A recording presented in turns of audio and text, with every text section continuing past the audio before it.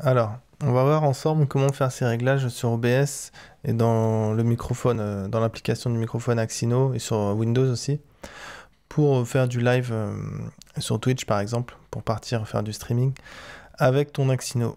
Voilà, en microphone, en carte son, parce que l'Axino, donc c'est un microphone USB, quand tu le branches, il est détecté par ton ordinateur et puis il prend le dessus sur l'audio, les réglages qui étaient avant. Quand tu le débranches, bah, du coup les réglages qu'il y avait avant que tu les branchais redeviennent, se remettent en place. Ça fonctionne comme un microphone USB de ce côté-là. Mais en fait, il a aussi toutes les particularités, tous les avantages d'une carte son. C'est-à-dire qu'on va pouvoir avoir plus d'entrées et plus de sorties qu'avec un microphone où tu as juste une entrée pour le microphone et une sortie pour le casque. Là, ça va être un peu plus élaboré et on va pouvoir s'en servir. Je vais te montrer ça. Donc, d'abord, dans OBS, dans Windows, pardon, on va voir qu'est-ce qui a changé en fait. Quand j'ai branché mon microphone, automatiquement, il vient attribuer en fait une de mes entrées du microphone, donc c'est de mes sorties du microphone. Donc, c'est les sorties qui s'appellent des playbacks. Tu vois, quand je vais ici, j'ai écrit Axino Playback 1.2 et on va trouver aussi Axino Playback 3.4. Ça, c'est quand je branche mon microphone, ça s'ajoute à cette liste-là. Et par défaut, ça sera le Playback 1.2 qui sera toujours changé ici, qui sera mis ici. Quand je branche mon micro, automatiquement, ça va se mettre tout seul là. T'as pas besoin de venir faire le changement. Quand je débranche mon microphone, parce que c'est un micro USB, donc ça se débranche très facilement, il va automatiquement repasser sur ce qu'il y avait avant, enfin quand il n'y a pas le microphone tout simplement. Et automatiquement aussi, logiquement, chez toi, il devrait se mettre sur Axino Recording 1.2. Et tu vois qu'il y a aussi Axino Recording 3.4, mais il se mettra sur Recording 1.2, donc qui est l'entrée principale. Donc sortie principale de l'Axino, on va dire c'est Playback 1.2, et entrée principale c'est Playback, non pas Playback, du coup Recording 1.2. Alors sauf que moi, personnellement, ça me dérange. Pour la sortie, ça va très bien ce qui se passe, mais c'est pour l'entrée, tu vois, je viens sélectionner Stereo Mix. Stereo Mix, c'est un truc qui vient avec la carte mère que j'ai. Il n'y a rien du tout là-dessus, mais je viens sélectionner ça, et comme en fait c'est stable, eh ben, en fait, quand je branche mon micro, il ne change pas. Il passe pas sur Recording 1.2. Et ça m'arrange beaucoup parce que si tu veux, il y a certaines applications, quand tu les lances, imagine, tu vois, je suis en train de faire un live, je lance une application, je sais pas, un jeu par exemple, et c'est pas impossible que ce jeu-là, en fait, il demande à Windows l'accès à mon microphone. Et si le microphone, du coup, il est ouvert, et en fait, mon microphone va être ouvert dans le jeu. Et donc, je vais parler dans le jeu sans avoir voulu que ça se passe. Donc, pour contrer ça, ce genre de problème où tu ouvres ton micro dans un jeu sans le vouloir, et du coup, les gens en live, ils peuvent t'entendre dans le jeu alors que tu voulais pas, quoi. Bah, tu vois, je viens sélectionner un truc où il n'y a pas de... C'est pas mon micro, il n'y a rien du tout, tu vois. Donc, c'est Remix, je sais même pas ce que c'est. Et voilà, c'est une parade tout simplement, et c'est très efficace. Donc il ne faudra pas oublier, évidemment, pour chaque application où tu veux mettre ton micro, de venir ajouter toi-même l'entrée qu'il faut, etc. C'est un peu la contrainte, c'est que bah, pour chaque application, faut régler son microphone. Donc après, en parlant d'application, à chaque fois qu'une application demande un accès à de l'audio sur Windows, elle est ajoutée à cette liste-là. Donc actuellement, tu vois que j'ai un Total War Warhammer, j'ai Internet, il y a Steam, etc. Bon bref, tu vois. Et toutes les sorties et entrées sont mises par défaut. Donc par défaut, ce sera toujours ce qui est paramétré ici, tout le temps. Donc là, ça veut dire que tout le son qui vient d'Internet, qui vient du jeu vidéo, va être envoyé dans ma sortie Playback 1.2. Voilà. Par défaut, c'est comme ça que ça fonctionne. Maintenant, je peux faire sur les applications, tu peux spécifier des choses et tout, comme je te disais. Mais c'est surtout qu'en fait, certaines applications, ici, tu vas pouvoir les manipuler parce qu'elles vont être stables, elles vont bien fonctionner avec cette fonction. Mais certaines ne vont pas fonctionner correctement. Je vais te donner un exemple. C'est par exemple Internet Firefox ici. Je peux lui dire, ouais, non, en fait, quand le micro est branché, je veux pas que tu te mettes sur le truc par défaut. Je veux que tu viennes je veux que tu envoies ton son, donc le son qui vient d'Internet, je veux plutôt qu'il aille sur le playback 3.4, donc la sortie secondaire de mon micro. Tu vois, je peux décider ça, je peux faire ça comme ça. Et à partir de là, Le son n'est plus envoyé sur Playback 1.2, le son est envoyé sur Playback 3.4. Avec cette application, donc Mozilla Firefox, je sais que ça fonctionne et que c'est stable. C'est-à-dire que je peux fermer Internet, le réouvrir. L'application, je peux la fermer, la réouvrir plein de fois, même redémarrer, etc. Ça sera toujours réglé comme je voulais. Évidemment, quand mon micro sera branché, parce que sinon l'Axino ne sera pas détecté par Windows. La sortie, là, Axino, elle ne sera pas détectée. Et à chaque fois que mon micro sera branché, automatiquement, ça se mettra en place. Et ça va fonctionner en fait. Il n'y aura pas de surprise. Avec d'autres applications, j'ai déjà fait, je te dis, c'est pour ça que je précise, hein, c'est parce qu'il y a d'autres applications où en fait ça va faire pareil, ça indiquera que ça va bien là où tu as décidé que ça allait, mais dans les faits, ça se sera remis sur les valeurs par défaut. Donc ça, c'est du cas par cas. Je vais faire la démonstration avec un Firefox parce que je sais que c'est stable et que ça fonctionne. Mais voilà, je peux pas te dire que ça va fonctionner systématiquement. C'est du cas par cas. Il faut vraiment vérifier. Et a priori, de tous les essais que j'ai faits, dans la plupart du temps, ça fonctionne pas. Donc, compte pas trop sur ça. Envisage plutôt de laisser tout par défaut qu'autre chose, quoi. Après, comme je dis, il faut tester. Bon, bref. Donc je t'ai montré là qu'on avait 2 entrées, 2 sorties. Dans OBS, on va récupérer nos 2 entrées et nos 2 sorties aussi, éventuellement pour les utiliser. Donc pour ce faire, tu vas dans les sources ici et tu vas ajouter 4 sources du coup, qui seront 2 entrées de capture audio entrée et 2 capture audio sortie. Ensuite, tu vois que j'ai renommé ces sources. J'ai mis Axi pour Axino, j'ai mis PB pour Playback et 3.4 parce que c'est la sortie 3.4. Donc, ce que j'ai fait, tout simplement, dans le périphérique, j'ai relié cette source-là au périphérique Playback 3.4. C'est logique. Et donc, j'ai fait ça systématiquement. Donc là, sur Recording 1.2, j'ai relié ça à Recording 1.2, etc. Donc maintenant, je me retrouve avec 4 sources dans mon mélangeur. Et pour les 4 sources, ici, c'est important, j'ai rajouté dans les filtres, ici, je suis venu ajouter un limiteur. Donc le limiteur, tu laisses les valeurs par défaut. C'est une protection au cas où il y a un problème, un bug, et que le signal audio devienne très fort sur cette source. Et ben ça fera que le son sera bloqué et deviendra pas super fort dans ton stream par exemple, tu vois. Donc voilà, moi je te conseille de faire ça. Et puis après, sur OBS, en fait, tu es prêt. Maintenant, il s'agit juste de savoir comment tu t'organises avec ton Axino, avec tes entrées-sorties, comment tu gères les flux audio quoi, de tes entrées et sorties. Et donc, je vais te montrer 2 façons de faire, en fait, la version simple qui est en cours actuellement. La version la plus simple, où en fait tu as juste une piste dans OBS, tu as besoin juste de l'entrée Recording 1.2, donc de l'entrée principale de ton Axino, tu as besoin que de ça, et tu peux faire ton live, etc. Tu vois, actuellement par exemple, si je lance un jeu vidéo, tu vois, il y a le son du jeu. Là, il n'y a pas la musique, en général, il y a des musiques. Je vais remettre pour lancer même une petite cinématique que je veux pas. Il lance pas de musique. C'est abusé. Lance-moi une musique là. Bon bref. T'as bien vu t'entends, je pense un petit peu qu'il y a du son quand même. Donc il y a du son, il y a le son du jeu. Et puis je peux aussi balancer le son d'internet. Tu vois? Je peux balancer le son. Alors, ce que je fais actuellement, en fait, tout a été réglé dans Axino, dans l'application Axino que je vais te montrer. Donc, ce que je fais, c'est que, tu sais, le son d'internet, on avait vu ça, qu'il était envoyé sur le Playback 3.4. On a vu que le son du jeu était envoyé sur le Playback 1.2. Et donc, comment ça se fait, du coup, que tout est envoyé, en fait, dans OBS, tout est écouté sur l'entrée 1.2. Donc, je vais te montrer ça. Tout se passe sur OBS, en fait. Pas sur OBS, sur l'application Axino. Donc l'application Axino, elle est présentée comme ça. À gauche, tu as ton microphone, tu fais les réglages de ton microphone, etc. Je précise qu'il y a un petit bug actuellement. Normalement, là, le micro il est censé être coupé, parce que le bouton ici, il est éteint.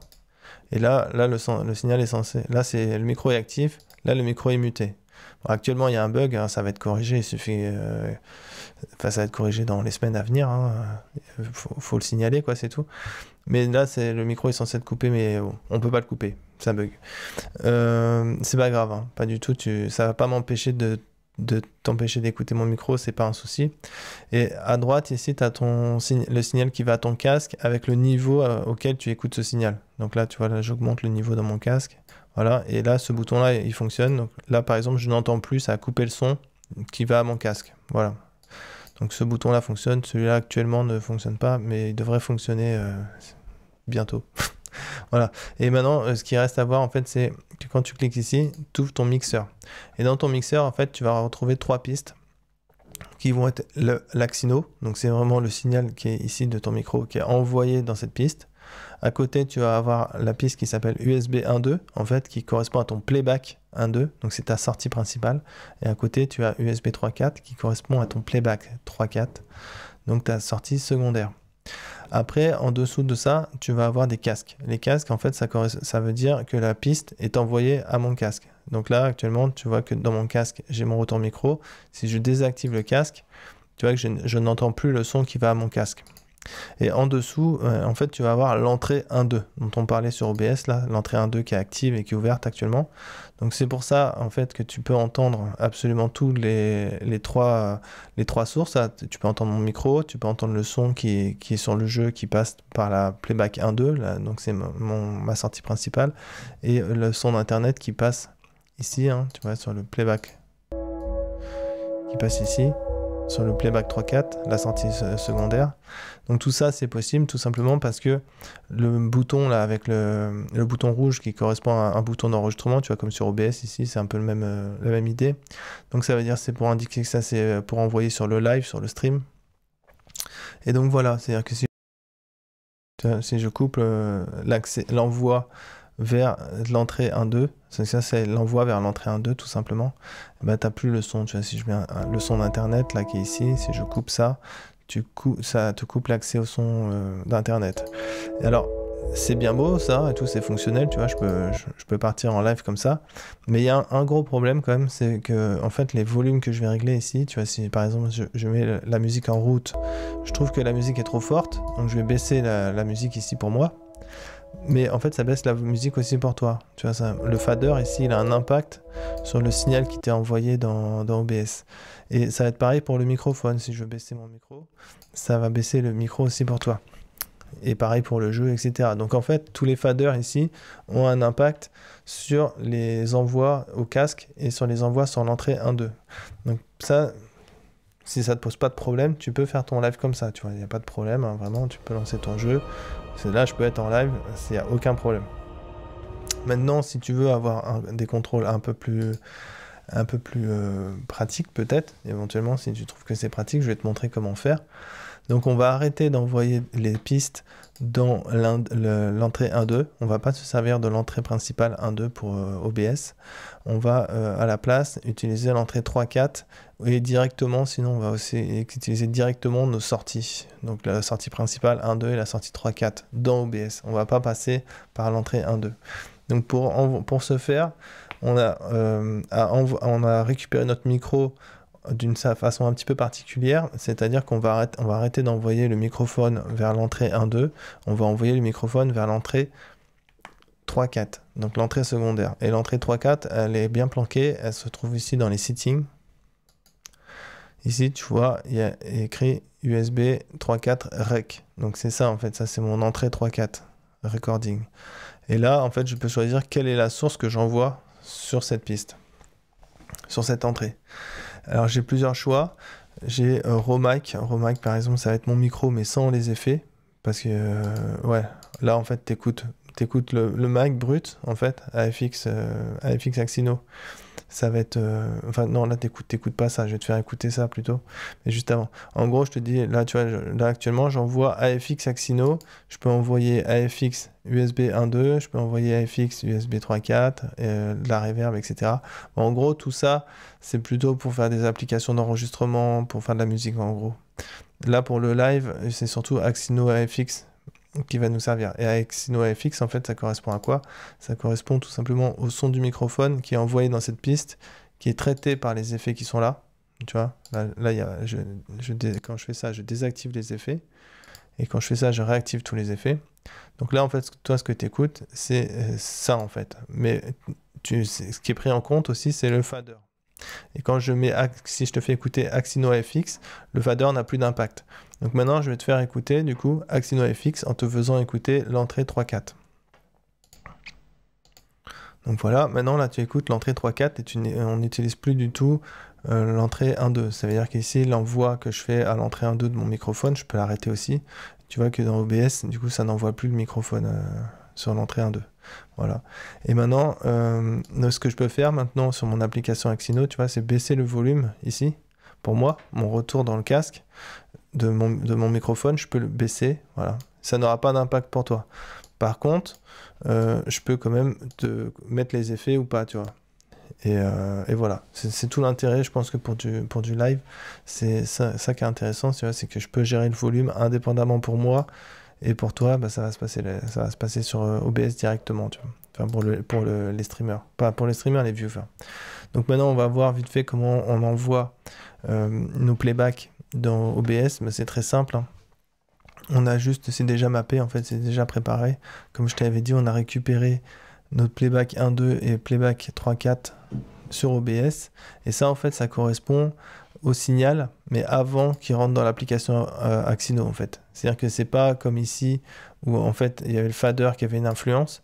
C'est même pas les effets. C'est-à-dire que là, si je mets des effets sur cette piste-là, et je les active, ça n'aura pas d'influence sur le son que tu écouteras sur OBS en live. C'est avant, c'est même avant la reverb, il n'y a même pas la réverbération.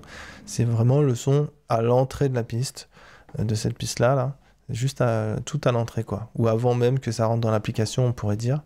Et pour ce faire, bah, j'ai juste à ouvrir mes pistes playback ici. Voilà, je les ouvre. Donc là, on sait que Internet... Ça se trouve ici, ça se trouve sur le playback 3.4, donc le son est ici, tu vois. Et là, c'est ça qui peut être intéressant à la limite, c'est que éventuellement je peux m'écouter, je sais pas, un podcast ou de la musique pour moi. Donc tu vois, je vais couper le playback 3.4, je vais pas le faire écouter. Quand je le mets en lecture, tu vois qu'il est lu, hein. Je pourrais le faire écouter éventuellement, je peux le faire ponctuellement écouter. Mais sinon, là, je peux me le garder pour moi, régler le volume comme j'ai envie sur l'application. Et en même temps, je vais sur un jeu. Et là, toi, tu vas entendre le son du jeu, mon micro, mais tu n'as pas accès à ce que j'ai dans les oreilles, c'est-à-dire la piste 3.4, l'entrée 3.4. Non, ouais, si c'est la sortie 3.4, pardon, où il y a Internet ou, je sais pas, un podcast ou quelque chose, tu vois. Donc ça te permet comme ça d'écouter des sources audio sans que les autres y aient accès. Voilà, tout en étant en live, etc. Donc si ce genre de configuration, tu trouves ça un peu plus sympathique et tout ça, bah tu vois que c'est assez facile à copier vu que j'ai fait ça en quelques secondes, hein. En quelques minutes, j'ai fait la démonstration. Donc voilà, j'espère d'avoir rendu service et que maintenant c'est plus clair. Si tu as d'autres questions sur comment faire quoi avec l'application Axino, faire des enregistrements, quoi, pose-moi, fais-moi des remarques ou des questions en commentaire. Et puis voilà quoi. À une prochaine.